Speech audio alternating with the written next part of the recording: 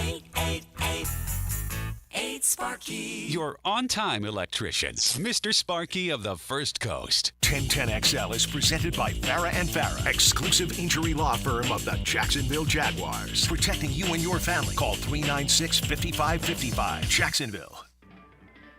He's Hacker. So much so that I had to ask around. I'm like, hey, I'm kind of a nice guy, right? Hacker is an ass. I try, as I'm getting into my old age at 39 years old, try not to let things bother me. Just know that I'm ultra soft. And he doesn't shy away from opinions. See Baker Mayfield throw 4 passes, but I get to see this homeless guy return a ball for a touchdown. It's Hacker After Dark on 1010XL. And a very good Tuesday evening to you, Jacksonville. It is Hacker After Dark, our late night show. Are you kidding me? Ladies and gentlemen of Jacksonville, Florida, let me ask you a question right now. Where would you rather be at 10:04 Eastern Standard Time on a Tuesday night than right here with Dylan Denmark and yours truly? Trick-or-treating. On Hacker After Dark. Oh, I've been there. I've done that. Oh, never mind. I have put in yeoman's work as a father this year, dating back to Mickey's not-so-scary Halloween party in August, a trunk-or-treat event last week for the young man, and tonight capping it off with a gigantic trunk-or-treat event. So I am done. He has candy coming out his ears, but he had a fantastic time. And by the way, I never got the officer's name, but I was telling you guys earlier, Little Hack dressed up as a police officer tonight, and there were some JSO officers at the event we were at in Mandarin. And this one very nice officer took his picture with Little Hack and in front of the police car. Unbelievably nice. And I wish I had his name, but if he's listening, he knows who he is. Thank you very, very much. You certainly made that 4-year-old little boy's evening tonight. All right, we got a lot to do. We got high school spotlight coming up in the 11 o'clock hour.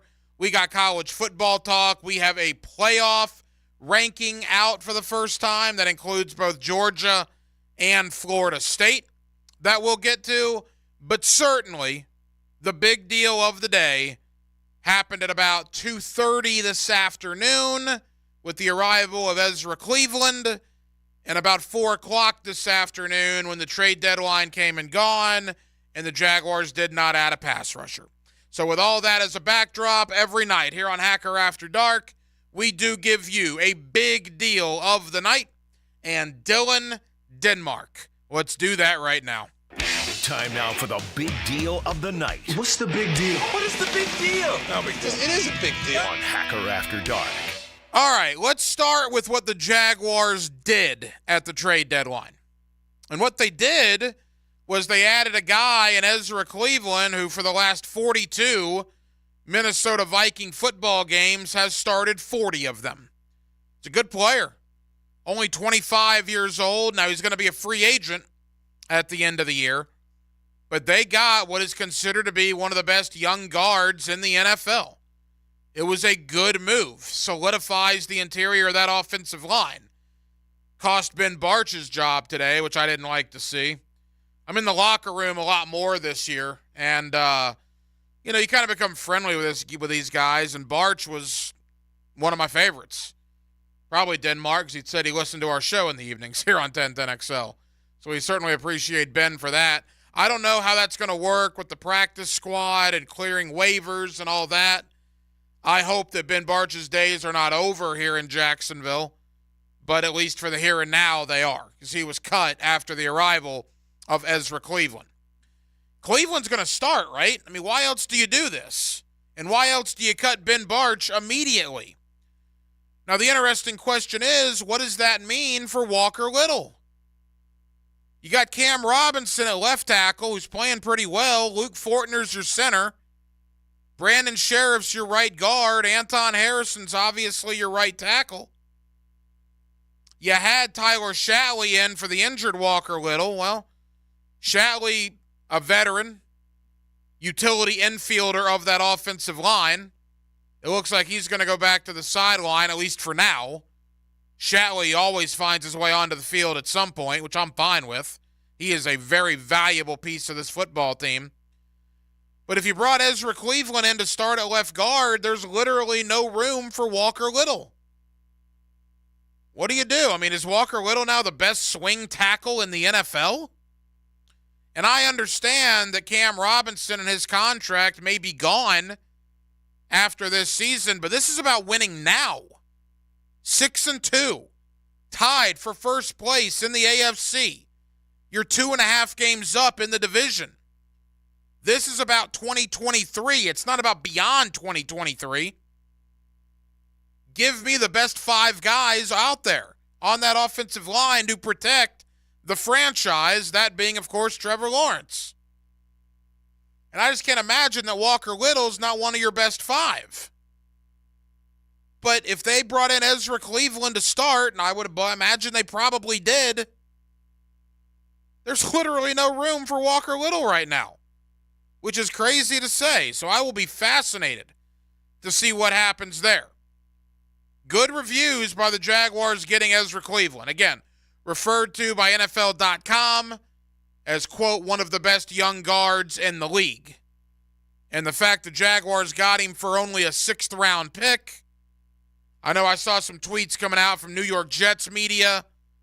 I saw some tweets coming out from San Francisco media, teams that need help on the O-line, that were praising Jacksonville and kind of bashing their own team that they were not able to bring Ezra Cleveland. So the knowledge is other teams looked at him, thought he would be a valuable commodity. The Jaguars got him. Thumbs up. Now to what they did not do.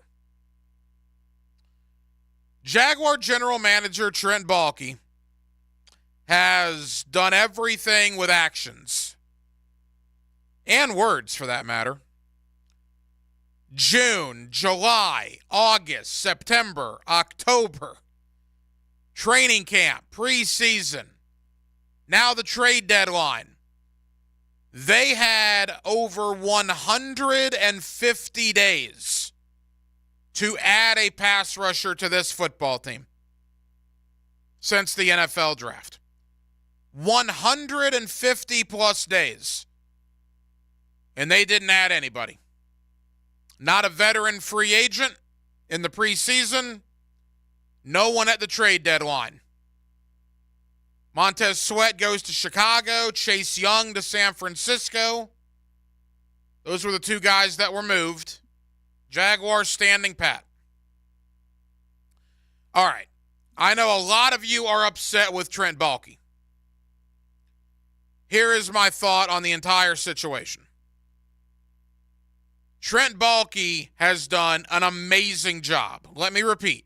An amazing job in getting this roster to where it is right now. Remember 2020? Remember 2021?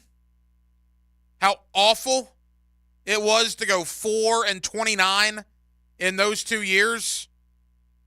Folks, we're talking December 2021, less than 2 years ago. They were capping off a 4-29 campaign over a 2-year period.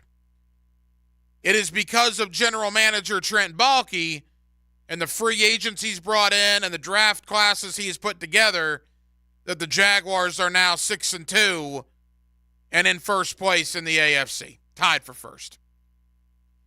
So he deserves admiration and he deserves congratulations for that. It's also fair to criticize him for not adding a pass rusher. The Jacksonville Jaguars have made their bed. Now they need to lie in it. The hay, as they say, is in the barn. There's nowhere else to go. You're not going to add anybody else. Every night, before you go to bed, if you're a Jaguar fan, you need to hope for the health of Josh Allen. Every night. If Josh Allen stays healthy, the Jaguar defense will probably be okay. If, heaven forbid, Josh Allen gets hurt, oh my goodness gracious. Problems on that defensive front. The Jacksonville Jaguars have chose their path. They chose not to add a veteran in the preseason. They chose not to make a deal at the deadline. Maybe they made some calls. But at the end of the day, they did not get a deal done. And now reality is there's nowhere else to look. Trade deadline is gone. There's nobody on the street worth picking up that's going to help you. What you got is what you got. And let's hope that Trent Baalke continues his hot streak and continues to prove people wrong. Proved me wrong. Proved you wrong. Remember the clown outfits? Yeah, I do. Remember the fire Trent Baalke comments every day here on 1010XL? Yeah, I do. We've been here before. And Trent Baalke came out clean on the other side. He proved everybody wrong, including myself. Let's hope in this situation he's right again, and we are all wrong again. And the Jaguars do have enough pass rush to make a deep run in the postseason. Because other than Josh Allen and a little Trayvon Walker, they don't have very much on paper. So every night, Jacksonville, before you head to bed, you need to send one upstairs. And you need to hope for the health of Josh Allen. 641-1010 is the phone number if you want to get involved on the text line. Designed by Lifetime Enclosures, you are more than welcome to do so. What did the Jaguars get in offensive lineman Ezra Cleveland? Why wasn't Danielle Hunter from Minnesota traded? A lot going on with the Vikings. Let's talk Ezra Cleveland, the newest Jaguar, and more with Judd Zulgad. He has done sports radio. He has done podcasts. He has covered the Minnesota Vikings for years. VikingsWire.com, ScoreNorth.com. He's one of the guys up in Minnesota. I've been doing this so long, I got guys. When I found out they got somebody from the Vikings, he's the first guy I called. I've had him on for years. Let's talk Ezra Cleveland. Judd Zulgad next. Hacker After Dark, 1010XL and 92.5 FM. He is tough. He sets the tone. If the O-line is the backbone of the offense, then a back injury could be a backbreaker. Oh, boy, this is starting to get ugly. Listen for the personal injury attorneys Farah and Farah Injury Update on 1010XL. Jacksonville. Hey, it's Matt Hayes. You know, watching Mike Dempsey drop 25 pounds in just over a month, I couldn't help but be amazed. It looked easy, sounded easy, and I want that too. Over the years, I've put on weight, especially after an Achilles injury slowed me down. You know, difficulty sleeping, blood pressure meds, and just not feeling like, well, me. I tried doing it on my own since healing up and had some success, but it's tough without help. Low sugar, no sugar, fat-free, what? I want a program that cuts through the clutter and will be there along the way. After a heart-to-heart with Paige, the owner of Awaken 180, asking her all the tough questions, I was in. Her answers all made sense and were exactly what I needed for myself. So I'm starting the Awaken 180 this week. Want to join me? Let's do this together. Give them a call at 844-346-1800 or check out awaken180weightloss.com. Trust me, if I'm doing it, you can too. Hi, this is Dave Barker. Multi-unit hair grafting is now available at IHRS and can give you 3 times more hair in one procedure over a traditional hair transplant. Multi-unit hair grafting gave me more hair in one procedure and within my budget. You can grow your hair back with this exclusive new procedure. Call for a free evaluation. Call IHRS 904-777-IHRS 777-IHRS 777-4477. At ABBQ, they are turning up the heat on game day with a spread that'll make your taste buds do a victory dance. Football and barbecue always play together. I'm talking mouth-watering wings, juicy burgers, and tantalizing appetizers that'll keep your hunger in check as you cheer for your team. Come for the food and football, and stay for the teal-colored Jell-O shots, your destination for mouth-watering barbecue and an unforgettable game day. ABBQ, meet and drink with us.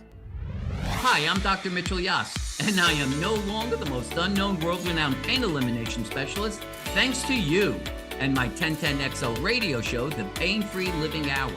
You can re-listen to all 14 episodes on my YouTube channel, Dr. Mitchell Yas, and have your pain eliminated with treatment in my office or online over Zoom. Book your appointment today.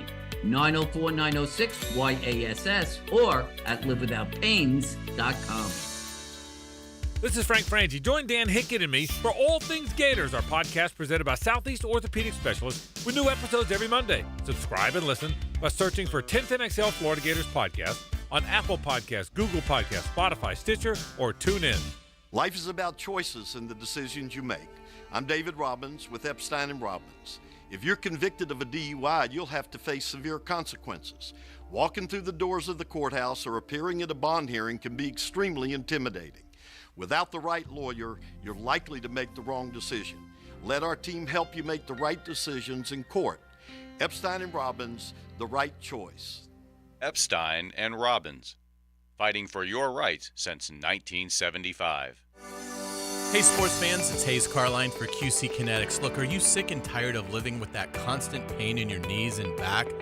Joint pain doesn't just keep you from doing what you love, it affects your job, your relationships, even simple things like getting dressed. It's time to call QC Kinetics. They've got 2 great locations here, Mandarin and Ponte Vedra. And look, you can get in. They have appointments available right now. This week, call them at 904-274-5522. You got to give them a chance. Hips, shoulders, elbows, they can treat everything with natural biologics from your own body. Powerful healing agents, highly concentrated. If you're tired of steroid shots that don't work, or if you're trying to avoid surgery, call QC Kinetics now to schedule your free consultation. Learn more about these exciting new cutting-edge treatments. Again, 904-274-5522. That's QC Kinetics. At the First Coast YMCA, you'll find much more than just a gym. We offer many ways to help you be active, reach weight loss goals, and find your inner strength while you connect with your community. Family memberships at the Y include unlimited group exercise classes, childcare while you work out, and youth sports participation. It's easy to join the Y and affordable for all. Plus, the Y is a great place to meet a new circle of friends. Visit the Y near you or online at fcymca.org. John, I'm so glad I called Clearwater to get my sprinklers, yard drainage, and seamless gutters in tip-top shape. Thanks, Frank. It's great to see you so relaxed here at the house, away from the microphone. Yeah, John, just hanging. All right, well, let me go ahead and turn the sprinklers on and show you how everything works. Wow, look at that coverage. How good is that? All right, Frank, let's go. Clearwater Irrigation and Drainage to ClearwaterJacks.com. 1010XL is presented by Farah and Farah, exclusive injury law firm of the Jacksonville Jaguars. Protecting you and your family. Call 396-5555. Jacksonville. Let's ring up another guest on the All-Pro Roofing phone line.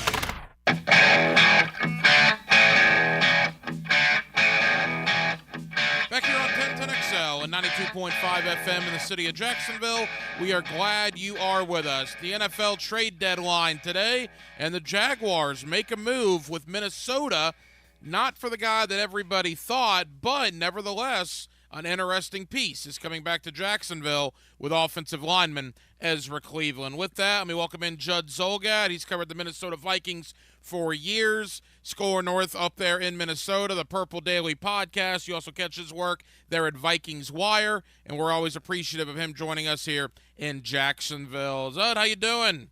I'm doing great. How are you? Judd, we're doing well. All right, Ezra Cleveland, offensive lineman, former second-round pick. A little bit of a surprise here in Jacksonville. Tell us about him. What are the Jaguars getting? Well, they're getting a guy who was a second-round pick and is going to be a free agent after the season. He was the Vikings starting left guard for the past couple of years. His first year, he actually played some right guard, and then I think it's been the last 3 now, they flipped him to left guard. Now, here's what's interesting about Cleveland, and I don't know what the Jaguars' plan is, but they're acquiring a guy who my understanding is wants to play where he did in college, left tackle, because, of course, as we all know, the money is at left tackle, right? And so I think the reason why they traded him was because of the fact that the Vikings have one of, if not the best left tackle in the game right now in Christian Darrisaw. So clearly Cleveland was not going to get an opportunity to play that position here. The Vikings saw the writing on the wall that Cleveland was going to walk away and decided that they would get something for him. Now, what's interesting about the 6th-round pick that the Vikings got from the Jaguars is that is actually Carolina's 6th-round pick. So it's going to be more towards the top of the round instead of the bottom. I would not be surprised with what the Vikings are doing. I would not be surprised if they acquired that pick with an eye on trying to flip it as part of another trade eventually here, let's say on draft night. But the Vikings essentially decided, because the 6th-round pick is low for a guy who was a 2nd-round pick, the Vikings essentially decided that they would prefer to get something rather than have Cleveland walk in March, and I think that's why this trade was made. The Vikings also signed Dalton Reisner about a month and a half ago, 2 months ago, and with Cleveland out the past couple of weeks because of a foot problem, Reisner has been starting at left guard. I don't know when Cleveland is going to be set to return. My suspicion is with the Vikings, he probably could have come back this coming Sunday against the Falcons. So I think Jacksonville is getting a guy coming off an injury, but I wouldn't be surprised if they need to plug and play him if he can be back in for the Jaguars within the next couple weeks. Again, Judd Zulgad here with us, Score North, the Vikings Wire website, also Purple Daily Podcast is where you can find Judd there up in Minnesota. All right, Judd, Ezra Cleveland, as far as, the analytics, we're doing our research on him today. Again, it's an offensive lineman. I'm not going to ask you to break down every snap of his career, but based on what we see, pretty good in pass protection, right? Pro Football Focus has a decent grade on him. For Jaguar fans listening, is he a mauler? Is he a finesse guy? How would you describe him? Probably somewhere in between. The Vikings' offensive line previously up until this year has been pretty suspect. It started to improve, and obviously now with Brian O'Neill at right tackle and Darrisaw on the left side, their tackles are good. I think Cleveland was having one of his best years. Definitely a guy that can mull in the run game. The pass protection at times has been spotty. I don't think he's going to knock your socks off. I don't think that you're going to see him pancake guys. I do think that if the Jaguars have injury problems and or need a slight upgrade at guard, he's a good answer. But I wouldn't become too big a fan because, again, my point is I think he's going to go hit the market, the open market in March, and I think he's going to be looking for an opportunity to play tackle. But he's been having a solid 2023. So this is certainly probably short term, if nothing else, a good pickup by what looks like a really good team, because the Jaguars, in my opinion, from up here are a great story. You got a good coach, quarterback. It's a lot of the things that the Vikings probably would like to eventually have, which, of course, is a young quarterback on a rookie contract, but who looks like he's got an incredibly bright future. Judd, you alluded to it earlier, and based on the reaction I'm getting on social media, I saw some New York Jets media. There was some San Francisco 49ers media, even though they should be over the top. I mean, they just got Chase Young earlier today, so I don't know what they're complaining about. A lot of teams that needed interior offensive line help were basically saying, I can't believe we didn't look at that to get a guy like Cleveland for that low, being a 6th-round pick. I think you've alluded to why that may happen, but even you, are you surprised Jacksonville is able to get a guy like Cleveland for that low of value? Oh, yeah. I thought it would be more, and I'm not saying a day 1 or 2 pick, despite the fact that Cleveland was a 2nd-round pick himself. I'm a little bit surprised it's not like, let's say, a 4 or at the very least a 5. So I get the fact it's at the top of round 6. So, it's akin to probably a late 5th round pick. But yes, and if there was competition out there, I am really surprised that the Vikings couldn't at least, if nothing else, leverage teams, including the teams that you talked about, the Jaguars, the Jets, and San Fran, where Vikings GM Kwesi Adofo-Mensah has past relationships with guys, including GM John Lynch. I am a little bit surprised that they couldn't get like a fifth round pick. So yes, a 6th round pick for Cleveland does seem low. I do think the Vikings are looking to get picks, though, to possibly flip those things. You can listen to Judd Zolgad there at Score North with the Purple Daily podcast. You can also read him at Vikings Wire. Judd, as we begin to wrap up, the Jaguars and the fan base, and a lot of fan bases, were obviously intrigued about Danielle Hunter. It appears that is not the case, and Danielle Hunter will remain a Minnesota Viking. What was your thought on that whole process, and what is the future for Danielle Hunter in Minnesota? Well, at 0-3 and 1-4, I thought today he would be moved for sure. And I thought that the Jags had a very good chance. Now, my question was, to go back to the Cleveland trade, what was the compensation, right? Because at the very least, if I'm the Vikings and I traded Hunter right now, and, just keep in mind, he's having a fantastic year. If I'm not mistaken, leads the National Football League in sacks. If I was the Vikings, I would have at the very least said I need a conditional first. So I would not, that's not a trade that I would have taken anything less than what I demanded in that trade. But that being said, Hunter staged a hold-in to start training camp. They tore up his contract. He signed a 1-year contract. The team forfeited the right to franchise tag him after the season. So he is going to be a free agent in March. And with the way he's playing right now, my guess is he's going to get paid. I think he's 28 going on 29. So he's not young, but he's still incredibly effective. So at 1-4, I thought the Vikings would trade him for sure. I thought that would be a smart move. The issue is this. They're 4-4. The problem, though, is this. Kirk Cousins just suffered, as we all know, a season-ending Achilles tear on Sunday. I don't think the Vikings could sell to their locker room or fan base, though, after fighting back to 4-4 with 3 consecutive wins, that they were actually going to trade their best defensive player, or certainly one of their best.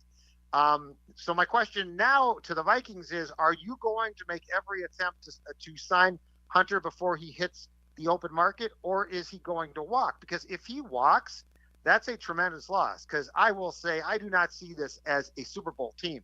Can they make the playoffs? Yes. The NFC is dreadful, and the 6th and 7th seeds are not going to be good teams. But really, the 4-4 mark puts the Vikings in a difficult position unless the intention now is to get a multi-year contract done with Hunter. But with the way he's playing, he might say, forget that, and just decide he's going to hit the market in March. And if he does, he's going to get paid. Judd, appreciate the time. I know it's a very busy day up in Minnesota. Not only are you trading guys out, I see Josh Dobbs is rolling in to the Twin Cities, so I know you're busy. Thank you again for joining us on short notice. We'll talk again soon, my friend. Sounds good. Take care. Thank you. There you go. Appreciate Judd for joining us here on Hacker After Dark. He's certainly one of my guys up there in Minnesota. Been covering the Vikings for years. And, that gives me back to Trayvon Walker and that whole conversation about not bringing in an edge rusher. And I put this on social media. I'm going to call it Twitter until I'm told not to. I guess it's X, but whatever. I posted it on former Twitter, now X, earlier today. And look, maybe I'm too much of a stats guy. Maybe I'm a nerd when it comes to the numbers, which is plausible, right? I'm not denying that. But I just simply put it out there, and you do with this information what you see fit. People want to tell you, and again, I'm guilty of this after, I won't anymore because now I've looked at the numbers, but people tell you that Aiden Hutchinson is way better than Trayvon Walker. Not even close. Walker's a bust, right, as the number 1 pick, and Aiden Hutchinson's the man, and, this, that, and the other. All right, well, today I just wanted to kind of verify that. So I didn't just look at sacks. I looked at sacks, tackles for loss, and quarterback hits. 4 pretty important stats when it comes to, defensive end / edge rush types. Aiden Hutchinson this year has 4.5 sacks. Trayvon Walker has 3.5 sacks.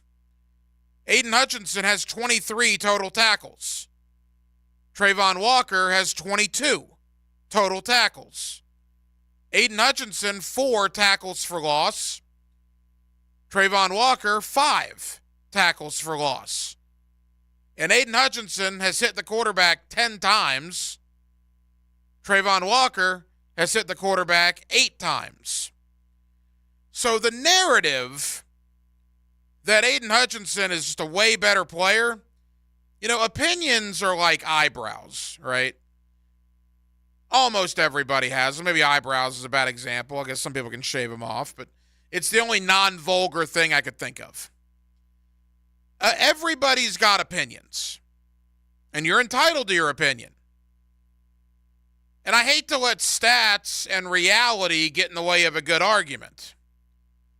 But what the numbers tell you is that quarterback sacks, quarterback hits, tackles, and tackles for loss, Aiden Hutchinson and Travon Walker are basically the same player.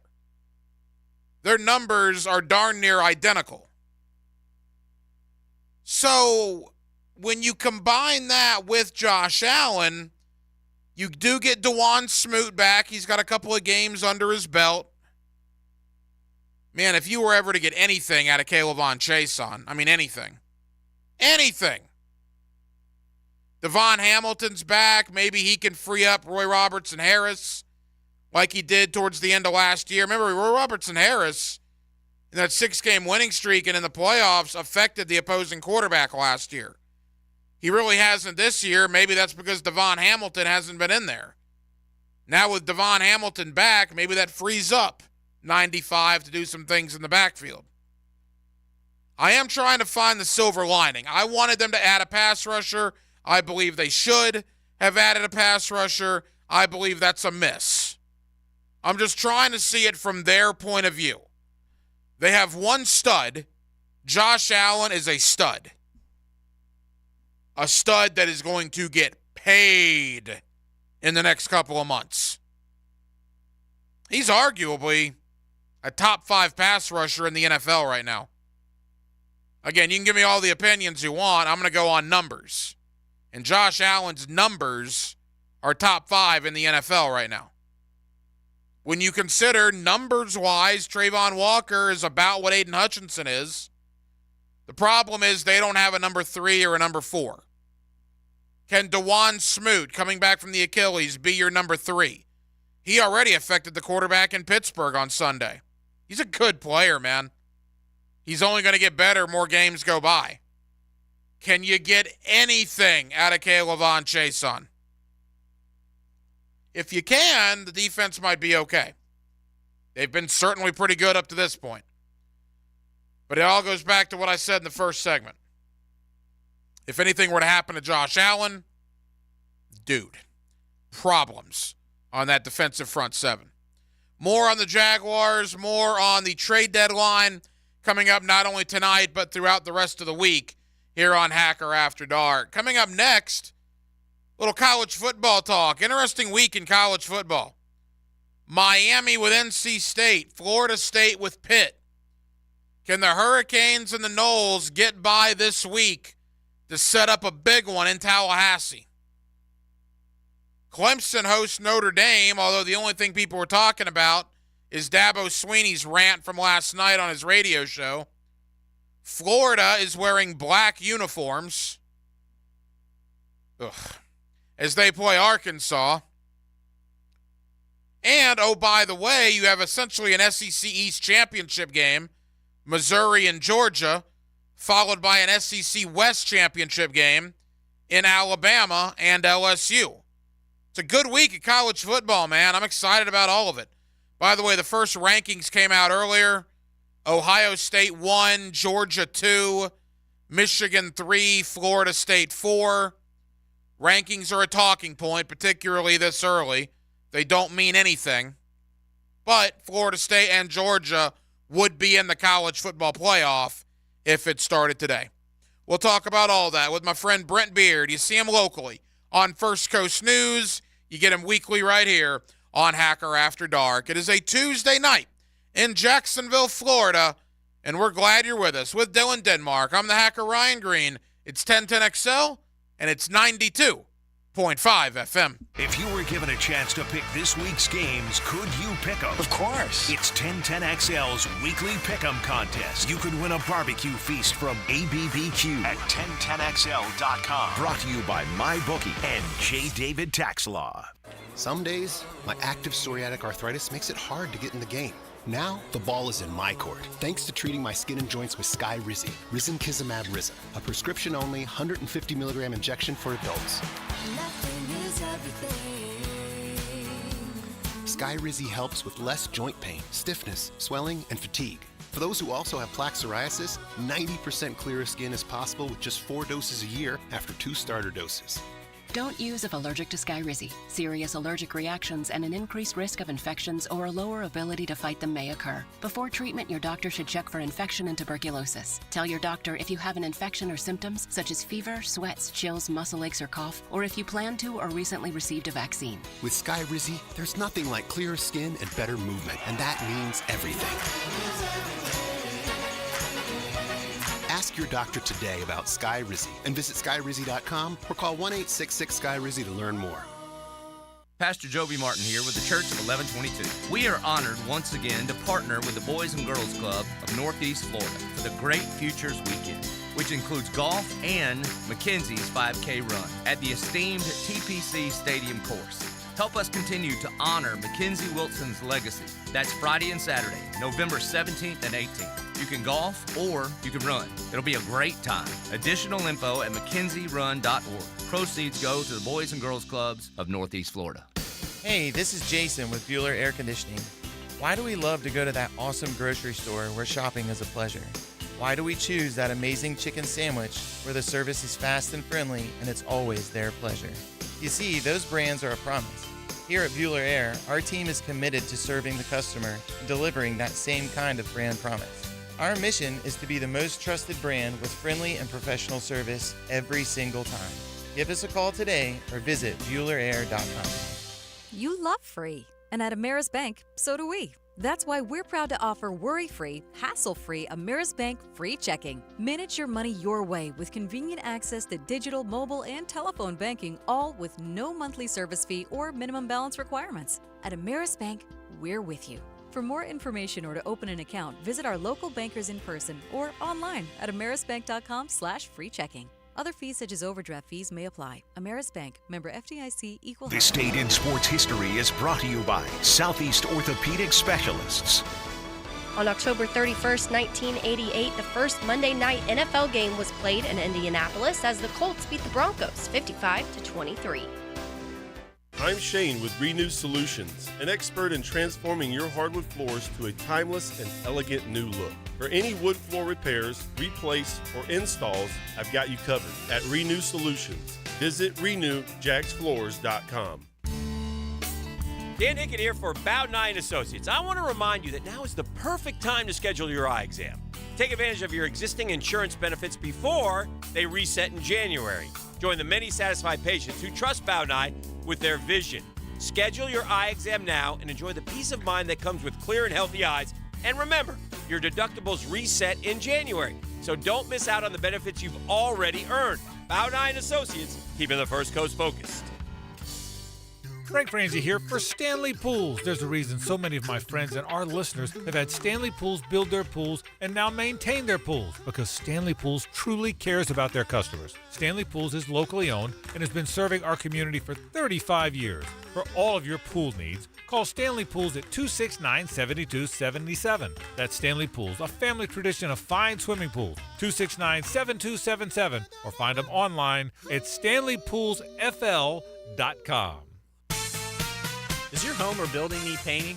For over 20 years, Performance Painting has had the privilege of preserving many of Jacksonville's most prominent buildings. That said, we feel like we're just getting started. I'm Jason Parker, and our team thrives on preparing, protecting, and preserving the homes, businesses, and public buildings that make up our local landscape. Contact us today to put our years of experience to work for you. Performance Painting. Prepare, protect, preserve. Performance Painting! Hey folks, Hickett here for Zero Res. Did you know it's been 19 years since the Benyon family started the company?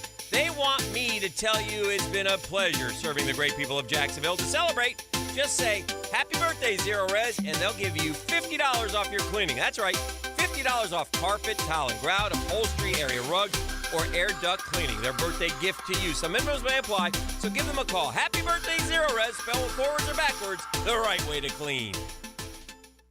Wondering what you're going to do for dinner tonight?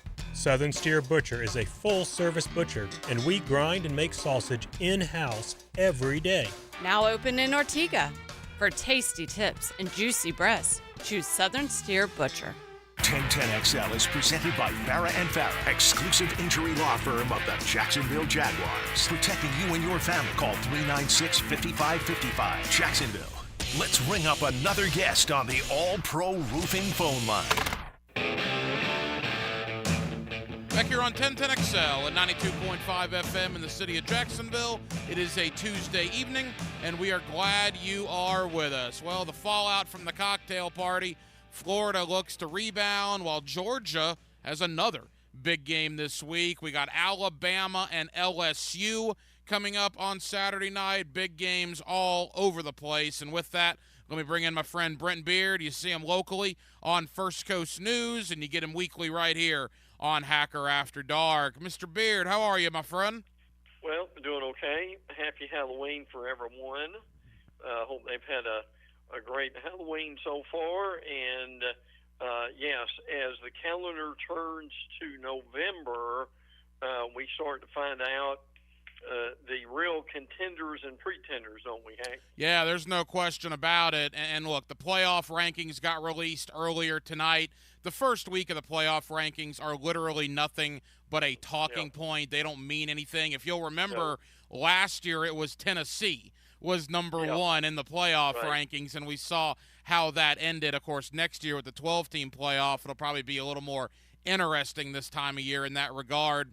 Let's talk about Florida, Georgia. We know Georgia obviously is firmly in the playoff right now, Brent. From a Gator perspective, look, to me that was almost a disaster. It's not a bad thing to lose to Georgia. There's no shame in that. But I told you last week, I didn't feel like they could get embarrassed. And at times in that game, they were getting embarrassed. They did not look like they belonged on the same field, and that is a problem for the Gators, in my opinion, moving forward. Well, I think we knew the discrepancy between the talent, and the physical nature of Georgia. Florida just cannot match that at this point. The thing that Florida can control are the plays that they call, and they were, frankly, started off well, had a great drive, and then as it got into the second quarter, there was way too much questionable calls. I mean, look, you just cannot get cute with Georgia. You can't do reverses. You really can't do trick plays. And if you do, they're going to probably end up being a disaster. But, I mean, to me, frankly, the turning point of the game was trying to do a trick play on fourth down. They're only behind 10-7. And at that point, if they get a first down to get some momentum, who knows what's going to happen. But look, the only thing you can do with them is go north and south, forget this east and west stuff. I mean, overall, I mean, they've got the Arkansas game is humongous with them because it will ensure them being able to go to a bowl game. Beyond that, it's hard to say. I mean, Graham Mertz now has over 2,000 yards passing, 14 touchdowns, 2 interceptions, which is not bad. Ricky Pearsall is on the way to 1,000 yards, but the Gator defense could not hold up. Play calling, obviously, in question. You and I both have heard a lot about that, so you're right. It was a very difficult loss for Florida. You see Brent Beard on First Coast News. You get him weekly right here on Hacker After Dark. Brent, 99% of the time, I agree with the trick play aspect against Georgia, but I got to tell you something, man. If that play worked, we would be talking and singing Napier's praises because it's Monday morning quarterbacking at its finest. If you run a halfback dive up the middle on 4th and 1, you don't get it. What's everybody going to say? Why are you doing that against Georgia? You got to think outside the box, right? But they do a trick play. It doesn't work, and now everybody's saying, well, you can't do that. I thought having Mertz come up under center, snapping the ball between his legs to ETN, I thought the concept of that was brilliant. Now, you got to tip your cap to Georgia because they made a play, and obviously it doesn't look good in retrospect. But if that thing worked, we'd be having a completely different conversation right now. I would agree with that. And again, the problem went up with after that call in the next 4 possessions, Georgia basically scores, and then Mertz fumbles, and then Georgia scores again, and then they block a punt. And unfortunately, what happened this year is basically what happened last year. Is you go into halftime and you're so far behind, and the people in the press box were all saying, "Look, this thing's over," and unfortunately, it was. But the reality of that is nearly 10 years of recruiting by Georgia, and say a year and a half recruiting by Florida. And Georgia flexed, and Florida wasn't ready for it. But see that the thing that I heard, and I'm curious if you did too. And again, I'm not sure how fair this is, but I understand the sentiment is, and there's a fine line here that can easily go from, okay, we understand we need to give him time, to where you have a performance like that, and then folks are back asking again, well, can this guy get the job done? Is he the right guy for the job? So, unfortunately for Gator fans, this is why this coming up game with Arkansas is so important, is to get away from, well, he doesn't know what he's doing. We need to go to something else and get beyond that mantra. I told my buddies on Saturday when I was watching the game, I said Billy Napier has 1 year from today. I don't care if they lose to Georgia next year, but they better be competitive against Georgia next year. If they get embarrassed for the 3rd year in a row at the cocktail party, there will be some conversations. I've said forever, you got to give him 3 years on the field. Well, that'll almost be 3 years on the field a year from now. And if it looks like next year what it looked like on Saturday, that's a problem. We got to go really quick because we got more pressing games to talk about. They got to beat Arkansas, right? I mean, Arkansas is terrible. They just fired their OC. If Florida loses Saturday, good heavens. Well, I agree. And look, this is a very beatable Arkansas team. Now, KJ Jefferson is really good. And the other thing is they've lost 5 or 6 games this season by 1 possession. So, I mean, they should have beat LSU. They lost basically by a field goal to Alabama, and also basically the same to Ole Miss. So they're that close to really being in the Western Division, and then they're also a hair's breadth away from being 0-8 by the end of the year. So Arkansas struggles on the line of scrimmage, and can Florida take advantage of that, Hank? Is Pittman in trouble out there? Well, that's the big question right now, is can he survive? Did he take some pressure off himself by firing Dan Enos? Probably, the offensive coordinator. But at this point, if they're not any better by the end of the year, I mean, I hope they keep him another year, but it depends upon how they finish. And if you finish 0-8 in the SEC, heck, will they be able to keep him? You get Brent Beard every week here on Hacker After Dark. You also see him locally on First Coast News. Brent, Georgia celebrating from the cocktail party, but they better start focusing pretty quick. This Missouri team coming to Athens on Saturday should be undefeated. Now, they only lost once. They had LSU beat and gave the game away in the 4th quarter. This is a 7-1 Missouri team who is fresh off of wiping the floor with Kentucky a couple of weeks ago, and this is essentially your SEC East championship game.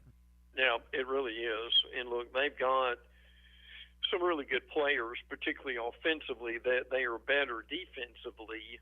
Brady Cook's a guy that you've got to watch for at quarterback. Now look, this is the biggest game for Missouri, arguably, since they were in the SEC championship game and 2013 and 14. The running back Schrader is good. Their wide receiver Luther Burden is one of, and this is not a hyperbole, one of the best in the SEC now. So I'm sure he will be garnering a lot of attention. But heck, here's my bottom line for this game. I still think Georgia's more physical, and the mindset in this game is extremely important. Georgia has what, Hack, 2 or 3 of these games a year? But this is the first one like this Missouri's had in 10 years. Yeah, it's a big game. And, look, it's a great doubleheader on Saturday. It is. You essentially have an SEC East championship game at 3:30, and then in prime time, your alma mater, the Crimson Tide, LSU, and what essentially, Brent, is an SEC West championship game. Yeah, no question about that. And that the game is in Tuscaloosa, but this is a series where the road team wins a lot. So they both had a week off as they come into this game. Now, LSU's defense is what's been struggling. Their pass defense, LSU's is 120 in the nation, and their rush defense is 103. But you've got probably the best player in the nation, arguably, in Jaden Daniels, who can do almost anything with his legs or with his arm. Bama cannot get in a track meet in this game. They need to run the ball, be able to run the clock. Their defense could make the difference. But as usual, this is the Western Division Championship game almost every year, and this year is no different. Brent, if Alabama and Georgia played tomorrow, who wins? I would say probably Georgia would. Now, I think it would be closer because Alabama's still got their roster is younger than Georgia's to a degree, but they're still, they've still got equal talent that Georgia does across the board. In a lot of this, look, I didn't think I'd say this in the beginning of the year, and I got to give him a lot of credit, but our hometown hero here, Carson Beck, it's still a lot more of a consistent quarterback than Jalen Milroe is. Yeah, that's probably the game you were expecting to see anyway in Atlanta this Saturday. You'll go a long way to determining that. Again, Missouri, Georgia, 3:30, LSU, Alabama, 8 o'clock. That'll be a nice doubleheader on Saturday. All right, to the Atlantic Coast Conference. Quickly, I want to talk about Dabo Swinney. Now, when the schedule came out and we saw Clemson playing Notre Dame, you thought, all right, well, maybe game day will be there. This will be a big deal. And then Clemson's 4-4, having the worst year under Dabo in quite some time. And earlier this week, Brent, on the Clemson's, the Dabo Swinney show, the Clemson radio show there, they had a caller call in that essentially is ripping Dabo on the air, talking about his salary and he's not, doing a great job this year and the program is suffering, and just like, whoa. So Dabo, and I don't blame him for this at all. I know some people are giving him some grief. Dabo, after the caller says his piece, Dabo goes on a 5-minute rant, if you will, about, well, you think you can do a better job? Come on down. We've done 10-win season after 10-win season, 2 national titles in 7 years, and there's always been an appreciation here at Clemson, not an expectation. And I got to tell you, Brent, I had very little problem with what Dabo Swinney said. If you want to have a guy like that call a radio show in that setting and take that opportunity to do that to Dabo Swinney, then you should be able to have Dabo Swinney respond, and I have very little issue with what Dabo did. Yeah, I would agree with that. And listen, you're seeing more coaches in their post-game press conferences, too, calling out media or calling out other coaches. And this is something we used to not really see because the older coaches were so stoic. The younger guys are not. Now, look, I understand the frustration. Clemson's not used to this. For them to have 4 regular season losses is basically when Dabo just started. It was 2010. So there's no doubt they're frustrated. but you've also got to be able to, if you're going to be on the phone with the coach, I mean, there's some things that are fair to ask. Coach, do you think we need to go into the transfer portal? Coach, do you think your quarterback is who you need on the field? I mean, those are things that are fair. But I agree with you. When you start griping about, and look, he's earned his money. I don't have any doubt about that. What a coach makes, and have they forgotten how to coach?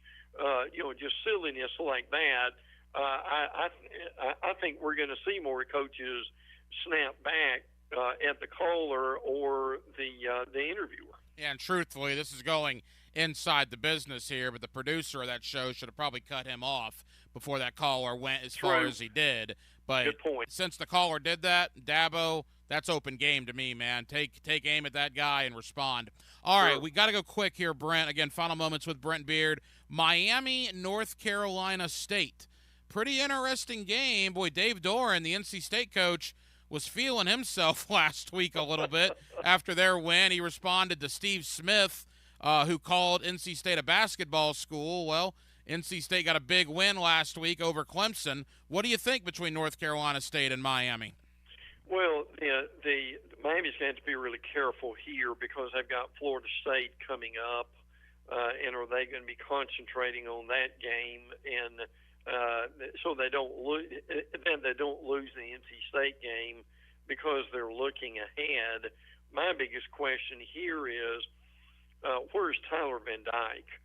He had an knee injury against North Carolina that held him out of the Clemson game. And then he played with a brace against Virginia.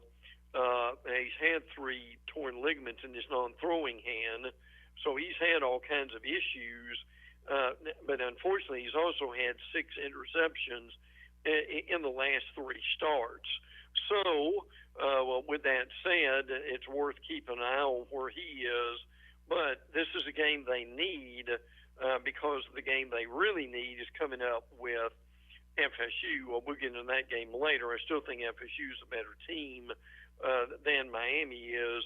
But heck, what Miami does not need to do is do basically what they did last year and have this big swoon in the month of November. And then at that point,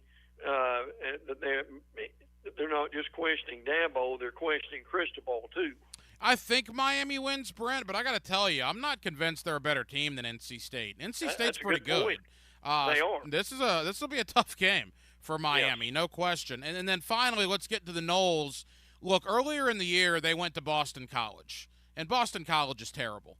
But it was clunky, the stadium was half full, and Florida State played awful, but they survived, and I do mean survived, and got out of there with a win. Now they go to Pitt, and Pitt's coming off a 50-point loss to Notre Dame. They're 2-6. We know what the weather in Pitt's going to be. You just saw the Jaguars playing it last week. It's probably going to be cold. It's going to be wet up there. That stadium will be lucky to have 30,000 people in it. Does Florida State need to be careful at all on Saturday? Oh, yeah. They could easily overlook Pitt. Now, as you said, Pitt's not a very good team. That's very obvious. Now, the thing that's really helped FSU, they only have 3 turnovers in 6 conference games, and 2 of those were at Boston College. And by the way, Trey Benson, the only ACC player with an 80-yard touchdown rushing and an 80-yard receiving touchdown in the same season, along with Sean Wilson and C.J. Spiller. And the Noles are consistent. They've scored 30-plus points in 14 consecutive games. So they are humming along as they come up against Miami, which is going to be tough. And look, I still say I think they'll beat Florida, but I think Florida will play one of their better games of the year in Gainesville against them. They usually do, and I wonder if that might be coming. Yeah, if that game was in Tallahassee, I would have no doubt Florida State wins. The idea of it being in the swamp, and that would be a season-saving win for Florida. It's a little intrigue the Saturday after Thanksgiving. We'll get there in a couple of weeks. But Florida State should take care of business against Pitt. just be careful. It could be clunky. The weather could be bad. That field could be rough. We'll see what happens. It's never rough when we have Brent Beard on. You see him on First Coast News. By the way, buddy, I enjoyed you Friday night before Florida, Georgia. That was fun with you and the folks at First Coast News. Y'all did a great job, and I wanted to tell you about that. I appreciate that greatly. We do that every year, and it's great to see the fans. But you'll also appreciate this because you've done all kinds of media throughout your career.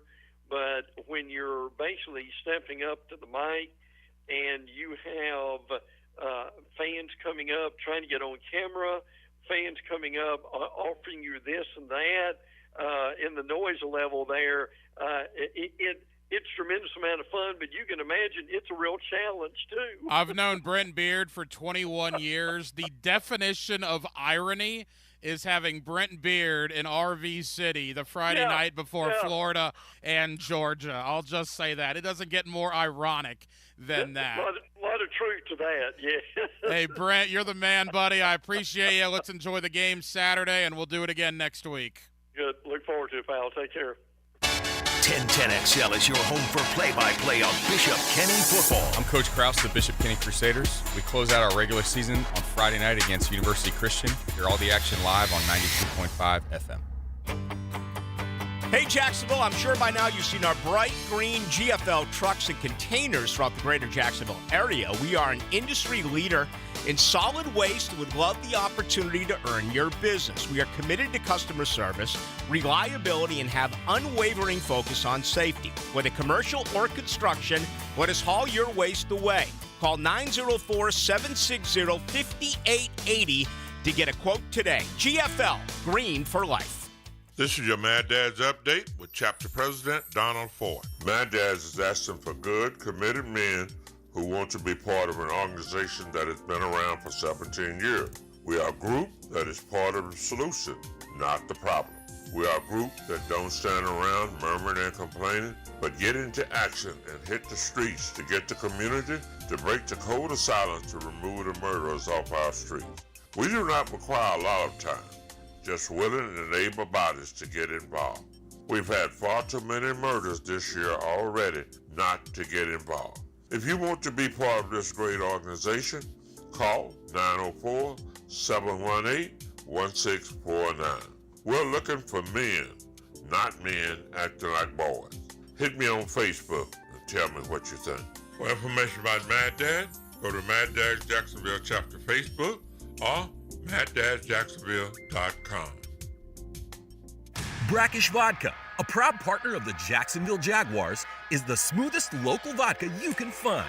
Made right here in Jacksonville, Florida, 100% from corn, Brackish Vodka is the local gluten-free choice. Brackish Vodka, for those that live life slightly salty, a proud partner of the Jaguars. Come in and cool off with your favorite Brackish Vodka drink at the BC Grill in the Sheraton Jacksonville Hotel. The flagship station of the Jaguars, WJXL-FM, Jacksonville Beach. Lauren Brooks here. Tired of joint pain holding you back? Try BioTarget from Injury Care Centers.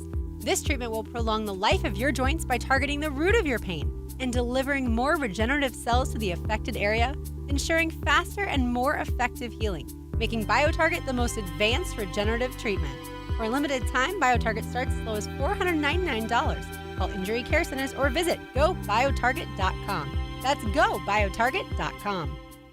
Mia here, and let me tell you about one of our area's best resorts, the Sawgrass Marriott Golf Resort and Spa. The Sawgrass Marriott is not only a great destination for a vacation, but it is also a great destination for dining on the Florida's first coast. 1912 Ocean Bar and Rooftop is now open on Ponte Vedra Boulevard, featuring Ponte Vedra's only oceanfront rooftop bar and lounge. Serving finely crafted cocktails and delectable eats, it's open daily from 4 to 10 with complimentary valet parking. Since 2014, there's been only one official home builder of the Jaguars, Dreamfinders Homes. With quality-built homes and a speedy move-in process, we're in 20-plus communities in the best locations across Northeast Florida. Dreamfinders Homes is everywhere you want to live. So get off the sidelines, Jags fans, and get into the game. Let Dreamfinders help you navigate your home purchase and offer great interest rates. Visit DreamfindersHomes.com for all your move-in ready homes and step up your game. Ever wonder how you can transform your living spaces into captivating works of art? At First Coast Lighting and Fans, they offer a huge selection of high-quality products to match your desire for elegance, quality, and uniqueness. Visit their showroom on Phillips Highway at the Avenues and step into a world of quality without compromise. Discover the difference that locally owned expertise makes and let them help you experience the transformation from average to extraordinary. At First Coast Lighting and Fans. What grows faster, your fingernails or your toenails? The answer next. We all know that saving money on items like homeowners insurance can be done. Ask your agent about the new Southern Oak Insurance deductible options. It'll save money for you. Our family protecting yours. Southern Oak Insurance. Your fingernails grow faster than your toenails because they're closer to your heart and receive more blood. Southern Oak Insurance. Our family protecting yours. Hey, Matt Hayes here. Expert Automotive is now open at our brand new state-of-the-art facility on St. John's Bluff Road. As always, every repair comes with a lifetime service repair warranty. Come celebrate our grand reopening by getting a free AC inspection, $50 off any repair, $199 brake specials, and free diagnostics all month long. Call 374-3373 or visit us at our new location at 2190 St. John's Bluff Road. Expert Automotive. We never sell greed, only what you need. 1010XL is presented by Farah and Farah, exclusive injury law firm of the Jacksonville Jaguars. Protecting you and your family. Call 396-5555. Jacksonville. Let's ring up another guest on the All-Pro Roofing phone line. And welcome into the High School Spotlight. 1010XL 92.5 FM. And can you believe it? The final week of the regular season is upon us. Boy, where did the season go? It's been fast, it's been furious, and the playoff brackets will come out this Sunday afternoon. A guy that will be in the playoffs, a return to the playoffs, is my friend Marty Lee. He is the head coach at First Coast. They are district champions after their overtime win last week over Fletcher, and Coach Lee joins us here on 1010XL. Coach, congratulations. Man, I appreciate it. Thanks for having us on there, Hack. And it's good to be back in the playoffs as a district champs. We've made it the 2 of the last 3 years, but always good to know that you're district champ. That's what you play for at the beginning of the season. Coach, your resume speaks for itself. You're one of the best, tenured coaches in probably the history of Jacksonville high school football. You've been doing it 3 decades plus. A lot of huge wins, a lot of deep playoff runs. But what did last Friday mean to you to get First Coast back as a district champion? It meant a lot. You know, we haven't been back there since 2015, and to see the program get back to where it was, it just means a lot to see the faces of the kids and the parents and the enthusiasm and the excitement that our school has. You know, that's what it's all about. You know, I've done this a long time, and, I'm getting near the end of my career, and to have us getting back to the playoffs and getting the program back to where we once were, it's very gratifying. You know, I remember opening night, that game against Bishop Kenny. You didn't win that game, but you guys scored in that game. And I remember listening to that. I'm thinking, all right, well, they're obviously going to put some points on the board. And then a lot of games you were in kind of were like that. The Reigns game was another one. You scored, but you couldn't get it done in the fourth quarter for whatever reason. You guys were around in all these games. You have not really been blown out this year. And, boy, you guys have found something in the last couple of weeks. Well, it's funny that you said that. That we go 0-3 and we lose to Bishop Kenny, and lose by 9. We lose to Williston in a shootout, who's undefeated, and we lose by, again, I think it was 6 points. We lose to Riverside by 6, and we lose to Reigns by 1. And so we were in all these ball games. We just didn't know how to finish. We've been averaging over 29 points a game, and so we knew we could score with some people. We had a young defense. We had to get them molded together. A new DC who had come in, and, they had to get used to him. And, and we've won, 5 of our last 6 ball games. And that one loss was, again, the Reigns by 1 point. We just didn't know how to close it. And so that's what we kept working on. And this week we were able to close it. The one thing I talked to my coaches about this weekend is that we played great for 3 quarters against Fletcher. and we let them get back in the ball game. Credit to them. They are a solid football team, well coached. But this time we were able to close the door.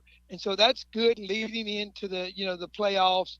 We had to win that ball game to because of the RPI ranking. And heck, I'll be honest with you, I don't understand it. I don't understand how they do that. I look at some teams that are above us that haven't played the strength of schedule that we've played, but somehow they figured it out. But the one thing is for sure, if you win your district championship, you're in the playoffs. And that's the one thing we're very excited about. Marty Lee, the head coach of the district champion First Coast Buccaneers, a nice rivalry game to close out the regular season against Jackson we'll get to in a moment. Coach, you alluded to it there. Now, most of the times when you have these district title games, it doesn't matter necessarily win or lose because both teams are going to make the playoffs in one way or another. That was probably not the case for you. You could argue your playoffs have been going on now for a couple of weeks, and last Friday in overtime against Fletcher, Coach, that was a playoff game for you, and you guys came out on top. Oh, there's no doubt about it, Hack. We've been talking about it for the last 5 weeks. We've been saying, let's go 1-0. Let's just go 1-0. Let's don't put the cart before the horse. Let's go 1-0. Do what we needed to do, and every game is a playoff game. And you got to be honest with the kids. Hey, if we don't win this ball game, we could be out. And so they understood what was ahead of us. Our district stretches all the way to Tampa. And so, it's only one 3M district up here in North Florida. So, you got to go to Orlando. You got to go to Tampa where they play some really good football. Right now, the number 1 and number 2 seed in our region is Edgewater and Armwood. Very powerful programs. So we know what we have to do. You got to get prepared to play those type of teams. And that's why we played the schedule that we did. But like you said, if we didn't win that ball game, we were out. And so we had to do the things that we needed to do to secure that playoff spot. Now we're in. And now, like you said, we have a big rival, Main Street, this coming Friday night. That's important because now it decides where our seed is. So even though we're district champs, we're not guaranteed a home game. The new playoff format in the FHSA doesn't guarantee that. I don't agree with that. I think if you're district champs, you should at least host one round, but that's just my opinion. So we're trying to find out where we're going to be, seeds 5 through 8, and just depends on where we land is who we play. Coach, you mentioned Jackson. That is a nice rivalry. Now, you're already in the playoffs. As you said, seeding will be determined a little bit for you guys come Sunday when the pairings are announced. So how do you approach this regular season finale knowing you're going to be in the playoffs next week? You approach it to be 1-0. You don't want to let up. You want to keep the intensity. You want to continue to do the same type of practice that you've had the last couple of weeks. You don't want to change anything. Now, you may look later in that ball game, depends on what the score is and what's happening, about certain kids, that maybe need to get a little rest. But you cannot overlook the Tigers because they are battling to make the playoffs. They need that win. Okay, besides that, like I said, it's a Northside game. And I played Andrew Jackson. It's ironic that was my very first coaching job in 1986. Was at Andrew Jackson. It was my 100th victory as a head coach. So I have a lot of good memories. Kevin Sullivan was a good friend of mine, still is.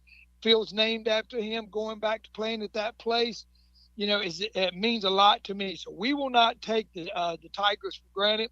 We're going to approach this like it's a playoff game because reality is, heck, it is. Because if we win that game, we have a chance to move up to the number 6 seed, and if we do, then we're going to host a home game. So it's very important to us. Final moments with Marty Lee of First Coast. All right, Coach, after the game on Friday, do you think you'll know at that point what next week looks like for you, or will you have to wait for Sunday when the pairings are officially announced? We'll have a real good idea. We know who Wharton is playing. They're playing Hillsborough Prep down there. We know Wachovia is playing Apopka. We know that Fletcher is playing Atlantic Coast. So we know the guys that are in front of us. We're going to bump somebody because we're a district champ. So, but where we land, so we'll have a very good idea. Where we are. But then again, last year, we went and beat Andrew Jackson. We had to win that game to get in. And I still thought we might be a point or two shy, and we ended up being the number 8 seed. So we'll have a good idea. But like I said, I don't know how they figure out all this. Me and Steve Brown were talking the other day. Now they think the strength of schedule comes into play after week 9. So we'll see how the FHSA rolls it out. Coach, we got 90 seconds. You're so entrusted with the game. You've been a coach forever. You're one of the go-to guys in the North Florida area. Do you like the Metro Suburban thing? It's year 2 of it, or do you think they need to tweak it? I think they need to tweak it. At first I was a component. I was on the committee, and then Sean took my spot. And at first I was in favor of it. Now I'm not. I think that, we need to include all the, the St. Johns County, and have a bigger district. I think it's something that needs to be looked at. The 2M classification's too big. There's 1,000 kids that separate the top of 2M and the bottom of 2M. And so that needs to be tweaked if we were to stay with the Metro and Suburban. It's just, you cannot just do classifications based on just enrollment, because you have some schools that have a higher enrollment of females than they do males. And, and that affects where you're seated at. So I think that they need to look at it and maybe make a change. But, whatever they decide to do, we're going to do it and play it with that. That's for sure. Marty Lee of First Coast, they're district champions. They know they'll be in the playoffs next week, but a little bit of unfinished business in the regular season. Friday night, their season finale against Jackson. Coach, appreciate you, my friend. We hope we're talking to you under the Friday night lights. I appreciate you guys, and y'all guys have a great day. Great tires are an important part of a good drive. That's a great drive right there. And Tire Outlet brings you the drive of the game. We don't make mistakes and I go stop us. On 1010XL. Tire Outlet. Wholesale prices, premium service. Key Buick GMC receives special financing on GMC's rates as low as 0.9% for 36 months, 2.9% for 48 months, 3.9% for 60 months, and even 5.9% for 72 months. With a $2,500 Buick and GMC purchase, loyalty, in addition to $1,250 GM bonus cash. Whenever you purchase a brand new vehicle from Key, whether it's a Buick or a GMC, it always comes with the lifetime powertrain warranty. Across the street from Tinseltown, Southside and Gate. Want even more excitement on game day? It's time to get it on Prize Picks, the best way to win big on fantasy sports. Here's how it works. You just pick 2 to 6 players and choose which will have the better statistical day. If you get it right, you can win up to 25 times your cash. It's quick and easy to make your picks, and with fast and safe deposits and withdrawals, Prize Picks is the place to play this season. Prize Picks has awesome weekly promotions, and they're the only daily fantasy platform with an injury insurance policy, keeping you in the game even if one of your players goes down. Sweat it out, watch your entry update in real time, and continue the fun by making picks on second half and fourth quarter stats. Take your game day experience to the next level with Prize Picks. And right now, when you go to prizepicks.com/1010XL and use code 1010XL, Prize Picks is matching your first deposit up to $100. That's prizepicks.com/1010XL with code 1010XL for a 100% deposit match. Prize Picks, daily fantasy sports made easy. Get ready for big hair and big hits with Warrant. Sweet cherry pie. November 3rd at Thrasher Horn Center. Spend the night in rock heaven. Warrant, featuring 4 original members finely tuned in tip-top musical form. Warrant, playing the hits. See Warrant at Thrasher Horn Center. Get your tickets now. Perfect Rag Billiards in Murray Hill is your spot to be for all your football needs. Full liquor bar, 8 pool tables, darts, and shuffleboard. Weekend specials include happy hour all day Friday to $3 seltzer Saturdays, along with wing and pitcher specials on Sunday. Watching the Jag game, $19 domestic buckets on game day. There isn't a better place to play pool, have a beer, and just kick back. Perfect Rag Billiards on Edgewood and Murray Hill, the best place in Jax to watch sports. Did you know that all graduates of Local 234's apprenticeship program are licensed journeymen? That means all plumbers, pipe fitters, welders, and HVAC techs will have hundreds of hours of experience and have passed the Jacksonville City Licensed Journeyman exam. They're the best trained and safest skilled tradespeople in the industry. Don't leave yourself exposed to inadequate workmanship or even danger. Always hire a licensed journeyman. Local 234. Make the right connection. Equal opportunity employer. Make sure your home is protected this hurricane season by scheduling a complimentary roof inspection with Universal Roof and Contracting. Right now, get 15% off your roof replacement and repairs, plus 0 down, no payments, and no interest for 12 months. This offer expires October 31st and restrictions apply. Universal Roof and Contracting, proud partner of the Jacksonville Jaguars. License number CCC 1330747, CVC 1258484. UniversalRoof.com. Hey there, all you sports dads rocking the best dad bod possible. We love seeing you eat tacos by the handful, and we love it when you bring your kids here too. For years, Lucy claimed that her favorite thing on the menu was sopapillas, with a big scoop of ice cream. I know that's not a taco, but that never stopped her. I was shooting for Dad of the Year anyway, so I just let it happen. Taco-Lu's a great place to bring the family. There's something for everyone, as long as it starts with a taco. And a margarita for mom is always a good thing. At Taco Lu in Jacksonville Beach. Why can't I just speak to an actual human being? I need a new bank. Well, actually, at One-to-One Financial, communication is not only number one, it's one-to-one. When you call, you get to talk to a real live Jacksonville human, fast and with someone who's truly concerned about your needs, your security, and finding solutions as a team. Thank you. Ready to break up with your bank? Find a real long-term banking relationship at One-to-One Financial, Jacksonville's hometown credit union. Visit one-to-one-fcu.org for more information on opening an account today. Federally insured by NCUA. Frank Franzi here for Stanley Pools. There's a reason so many of my friends and our listeners have had Stanley Pools build their pools and now maintain their pools because Stanley Pools truly cares about their customers. Stanley Pools is locally owned and has been serving our community for 35 years. For all of your pool needs, call Stanley Pools at 269-7277. That's Stanley Pools, a family tradition of fine swimming pools. 269-7277 or find them online at stanleypoolsfl.com. 1010XL is presented by Farah and Farah, exclusive injury law firm of the Jacksonville Jaguars. Protecting you and your family. Call 396-5555. Jacksonville. Let's ring up another guest on the All-Pro Roofing phone line. And thank you to head coach Marty Lee of First Coast. They are district champions after their win over Fletcher last week. Another team that had a huge win last week is down in St. Johns County. The Nice Panthers defeat Ponte Vedra, a Ponte Vedra team that entered that game with a 7-game win streak. Nice gets it done 24-23, and now Nice sits 1 win away this Friday night from wrapping up a district championship. With that, Colin Drafts is the head coach of Nice. He joined us last week on the high school spotlight, but you win a game like that, you're right back here the following week, and Coach Drafts is with us once again. Coach, how you doing? Doing pretty good. Can't complain right now with where we're sitting, and just excited to be able to have the opportunity to talk to you guys again. Coach, that was a big game district-wise. It was a big game in St. Johns County. It went down to the very last tick on the clock. You guys get it done 24-23. Take us through the emotion of that win last week. Yeah, it was a wild one for sure. Anytime Nice and Ponte Vedra play, it's a really big deal around here. So emotions run high.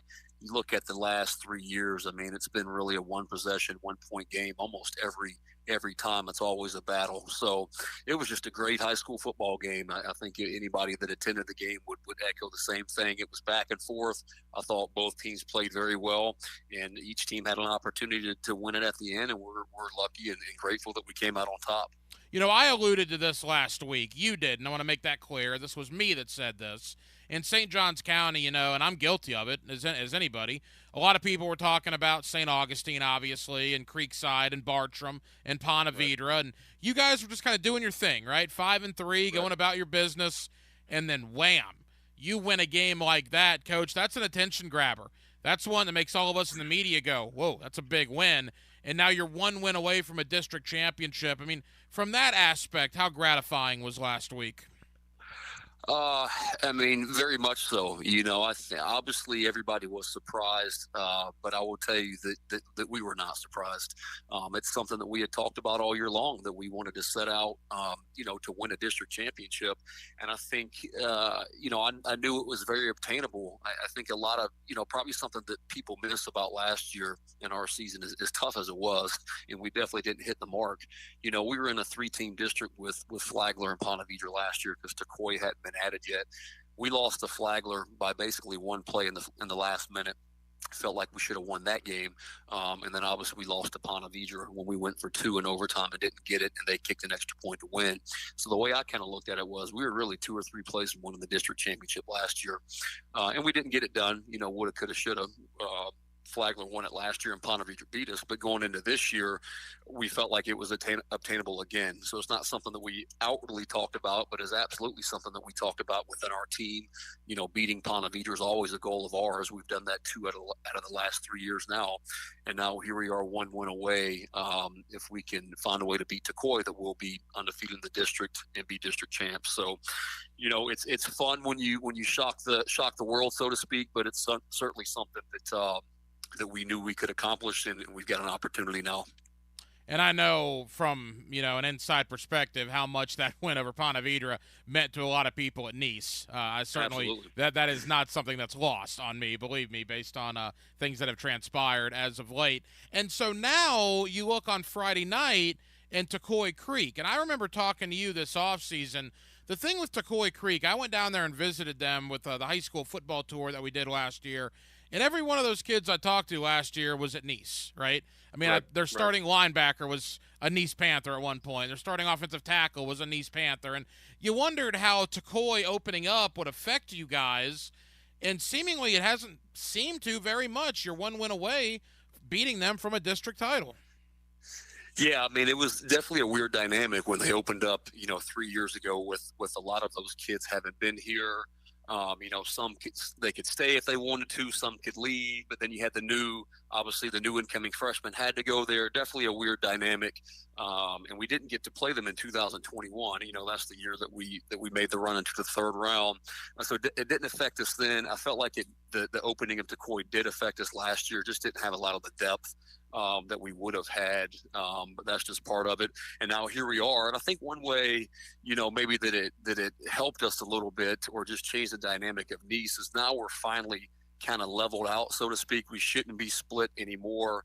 Beachside opened up, but that didn't really affect us too much. We lost a couple guys, but really not much. That was more of a Bartram deal. And so now we can finally just have our neighborhoods that are supposed to go to Nice. Obviously, you have Nocatee and you have, Palencia and all the, kind of areas in between. But now we're more of a true community school. We should not be split again. And so here we are, and just going to kind of, circle the wagons around, our neck of the woods in St. Johns County and try to play good football. Final moments with Colin Drafts, the head coach of the Nice Panthers. Coach, I don't necessarily understand the decimal points and all this stuff with the FHSAA, but my question to you is, do you believe you're in the playoffs regardless of Friday night, or do you believe you need that to get in? I do not believe that. No, we've talked about it. That the last 3 weeks for us have all been playing games.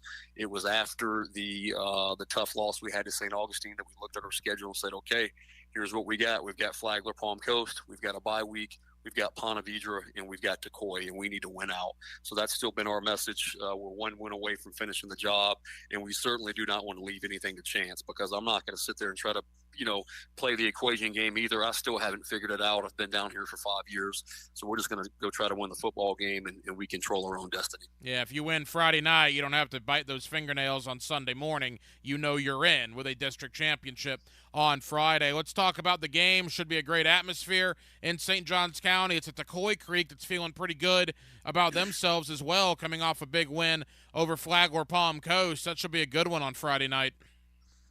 No, I definitely will. I mean, hats off to them for putting themselves in the opportunity they have as well by beating Flagler. It's going to be a great atmosphere. It is a rivalry game. Last year was the first year we ever played them on varsity, and we went down there, and it was a great atmosphere.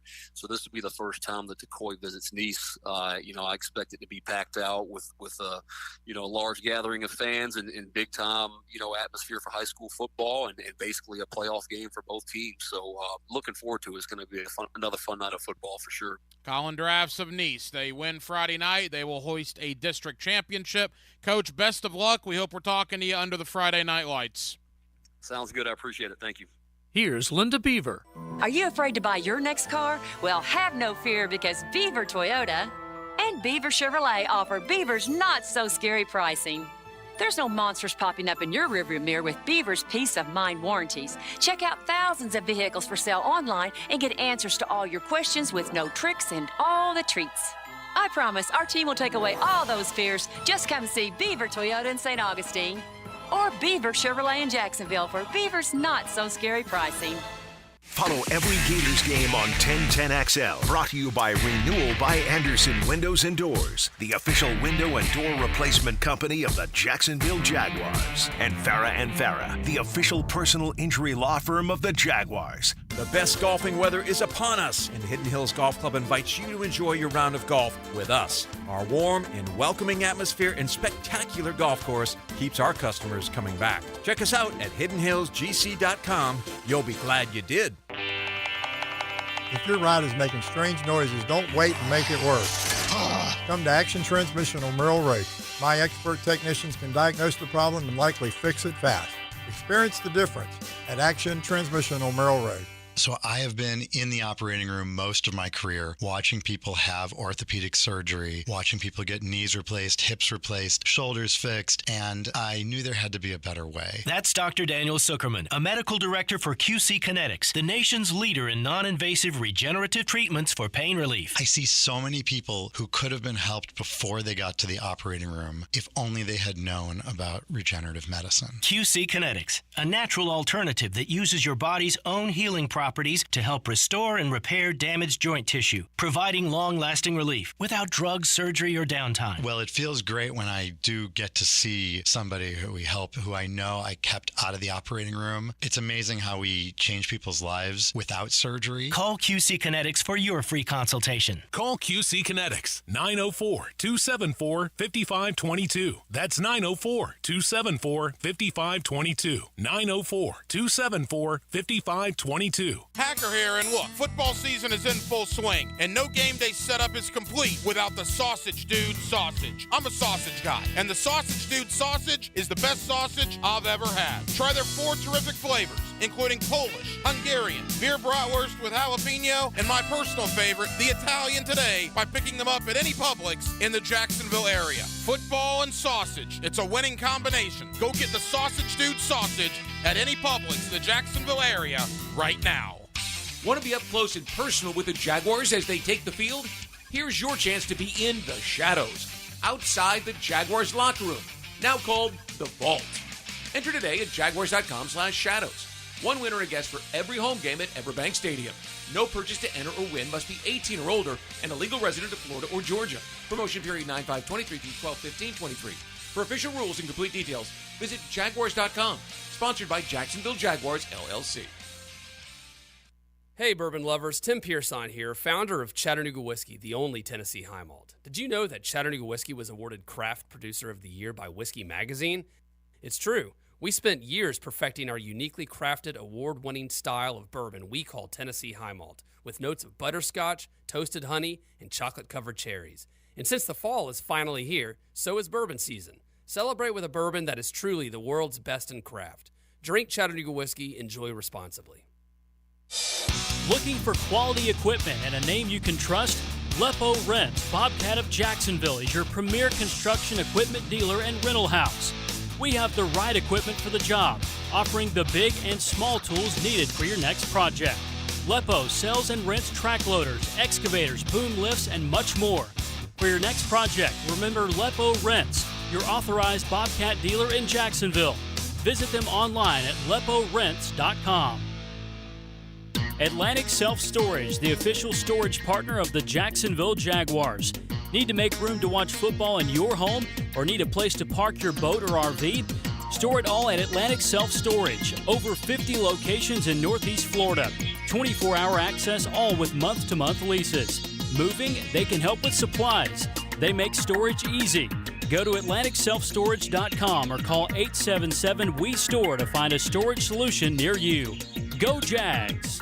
Men suffering from ED or PE, You'll see instant results on your first visit at Prime Men's Medical Center. For a limited time, your initial consultation and first treatment are totally free. You'll even get a gift that enhances performance in the bedroom. Call 904-664-8217. 1010XL is presented by Farah and Farah, exclusive injury law firm of the Jacksonville Jaguars. Protecting you and your family. Call 396-5555. Jacksonville. Let's ring up another guest on the All-Pro Roofing phone line. And the high school spotlight rolls on here on 1010XL and 92.5 FM. Can you believe it? The final week of the regular season. We will have playoff brackets come Sunday late morning, early afternoon, and we will be breaking down round one of the state playoffs this time next week. With that, let me welcome in my friend Justin Barney of Channel 4. He's always kind enough to join us here on 1010XL in Jacksonville. Justin, hard to believe it, man. The final week of the regular season has arrived. Yeah, crazy that kids will be putting up their pads after Friday night, and they'll be up there until spring ball next year. So most teams will be done after Friday night. But, man, we've still got a lot of good teams still left standing. Some huge games on Friday night in terms of playoff positioning and teams trying to make it off that bubble and into the postseason. A huge game is Nice and Tocoi Creek, and the reason why that's huge is Nice's win last week. What a victory over Ponte Vedra. Yeah, they've been getting it done on offense. Bryce Frick has been moving the ball. Maddox Spencer just putting up obscene numbers at the receiver position, and they have been moving it. They've had issues stopping the ball at some point, but last week in a must-win game against Ponte Vedra, unbelievable atmosphere. They win 24-23, get the inside leg on that 4-4S championship, and it's a simple proposition for Nice. Win this week, and they are in. They got Tocoi Creek on Friday. They could have clinched it last week, but Tocoi Creek held off Flagler Palm Coast 29-28. So week 11 district game. We don't see these too often. Really was set up by the late addition of Tocoi Creek to that district race. So that's why this game is a week 11 district game, because Tocoi Creek was not in Nice's district until right before the season started. So an excellent week 11 game, high stakes games. You know, Ponte Vedra playing in a big game as well against Creekside. So a lot of moving parts in that St. Johns County area. I think one team from our area is going to get squeezed out, and that could be Creekside. You know, it's interesting you bring that up. All right, so Tocoi Creek and Nice. Nice wins, they win the district. Let's kind of break down those four. Does Tocoi Creek have any shot of the postseason right now? They do. They need to win, and they would need a lot of help and some unlikely events ahead of them. You know, a one-win team getting a win on the road. So they are not mathematically eliminated, but they need the most help of all possible to sneak out in. They can't win the district, but they could sneak in via a at-large spot if a chain reaction of things goes on, but very unlikely that they sneak in. Creekside is the team that probably did not like Nice winning last week. Now it's very complicated for them. A good Creekside team, and I think they may be the poster child, Justin, with all said and done. Look, it's nice to schedule hard competition, but if you don't win those games, it could cost you come playoff time. Yeah, really. And, you know, they've played a tough schedule. And, again, I think they could still get in. They can beat Ponte Vedra on Friday night and, you know, get a little bit of help, a little bit of a kind of scheduling quirk this week. Pace actually was scheduled to play Hollis Christian Academy out of Jacksonville, but some scheduling snafus happened, and now Pace is playing a 6-win Lafayette on Friday night. So it benefits Pace. You know, you were going to play a 1-win team from Jacksonville, and you got a razor-thin margin ahead of Creekside in that number 6 spot. So replacing a 1-win team with a 6-win team is going to probably be enough to keep them in front of Creekside. And all things considered, if Creekside wins, if Pace wins, and if Nice wins the district championship, Creekside is going to be on the outside looking in. So some late season scheduling from Pace, getting TDH Academy, Hollis Christian Academy off that schedule could prove huge dividends come end of Friday night. Justin Barney of Channel 4 here with us on the High School Spotlight. Ponte Vedra is comfortably in, but now all of a sudden they're going to have to be road warriors in the playoffs, it appears.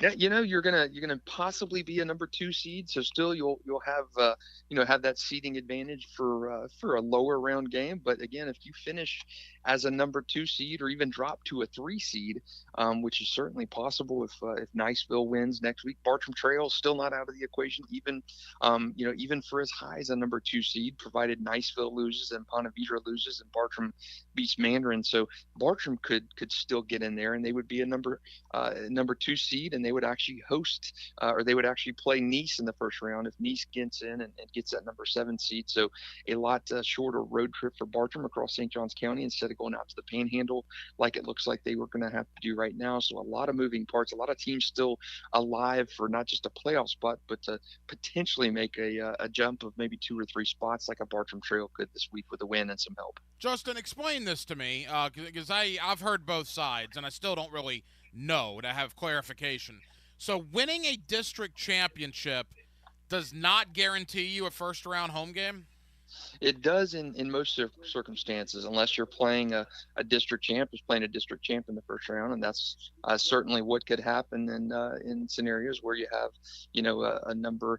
Last year, for example, Manor was a number 8 seed. It won a district and it hosted the number 1 seed in the entire region. So some strange situations there, just in terms of those ranking points. And I do think the playoff system will get a little bit more scrutiny in this offseason, and you refine these playoff qualification metrics and stuff. So I do think, this system, while it's been good and I think created better matchups, there are certain things to address. And I think, that district champ having to travel in the first round, if it's playing a higher seeded district champ, is certainly one of those things to address. Justin Barney of Channel 4. That brings me to First Coast. I want to talk about their win last week because it was an unbelievable win to win a district. But in talking to Marty Lee earlier, they're probably going to be a 7 or an 8 seed as a district champion, and they're still likely to have to go to like Orlando or Tampa in round 1, correct?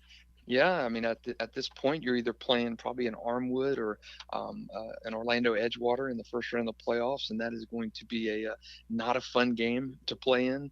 Edgewater and Armwood, certainly monster programs down there, and yeah, you're playing a district champ on the road and a tough game. So yeah, I think that that system and hosting a district game, there still should be some prestige or some caveat for winning a district championship if you're going to keep districts. And I don't know if you can legitimately say that a district champ should have to go on the first round, road in the first round, and play another district champ in that first round if you're still keeping the kind of the bonus points and stuff on winning a district championship. So I do think that's something that's going to be addressed or will be addressed at some point in this offseason. But yeah, if you're First Coast, you're a 7 or 8 seed, and I don't think you're going to care if you're Marty Lee that you get in the playoffs. I mean, it would be nice to play at home, yes, but again, you're dancing, and last week it did not appear you're going to be dancing. Yeah, they need to look at that. If you win a district title, you should be guaranteed a round 1 home playoff game. That's nonsense if that's not the case. But the First Coast, as you mentioned, what a story. I mean, First Coast was the highest of highs for public schools here. Go back about 15 years ago.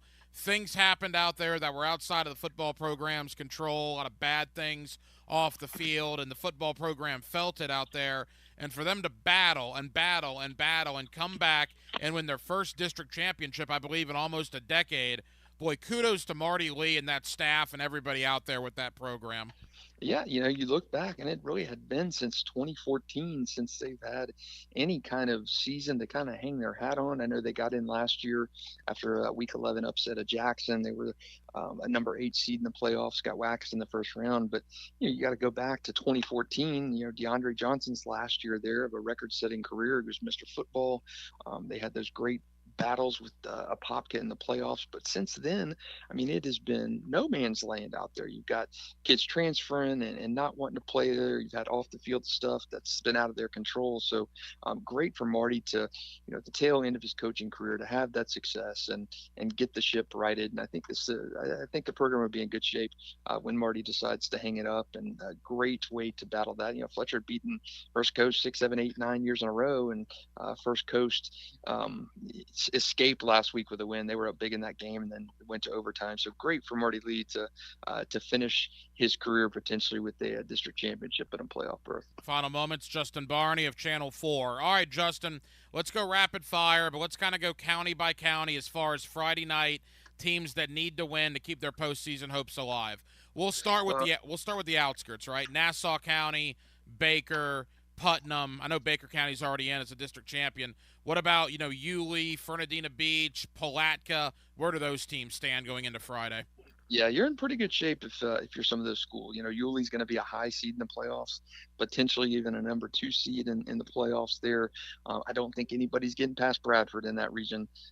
But yeah, I think a lot of those schools, the Baldwins, for instance, is in good shape.